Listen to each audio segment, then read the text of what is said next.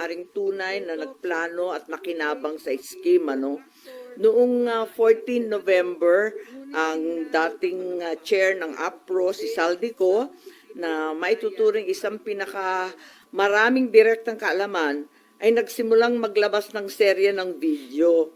While some may argue that Saldico's videos are inadmissible indeed in a court of law, it should be clear that the Blue Ribbon Committee of the Senate is not a court. Its proceedings are investigative, not adjudicatory. When allegations implicate the highest officials of the land, including the president and the most powerful political figures from 2023 to 2025, it is not the duty of the committee to pursue, to investigate, and to verify these claims, rather than to dismiss them outright. Kapag si Saldico, ang mga Diskaya o si Orly Gutesa, parang isinasantabi na lamang.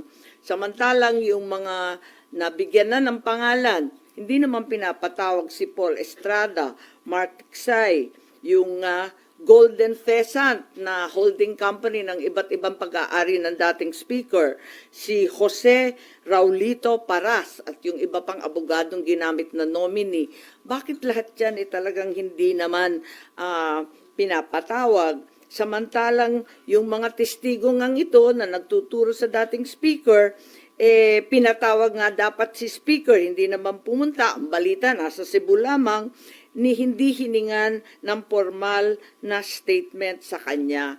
So, ayoko lang na nangingilala ng kamag-anak o kaalyado, dapat tuloy-tuloy nakakabahala kapag ang pahayag ng komite kamakailan na di umano'y walang ebidensya na nag-uugnay sa flood control kay Martin Romualdez. Mga pahayag na inilabas kahit hindi pa tapos ang investigasyon, pati ba naman dito bumabaha ang pambabahala.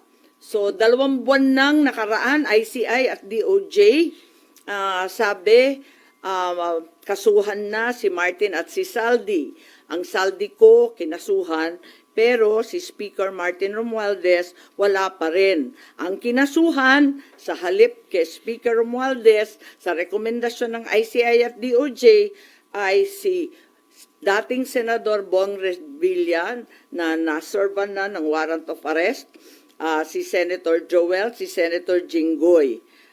Marami pong katanungan nung November ay inirekomenda na talaga ito, bakit hanggang ngayon Enero na wala pa rin?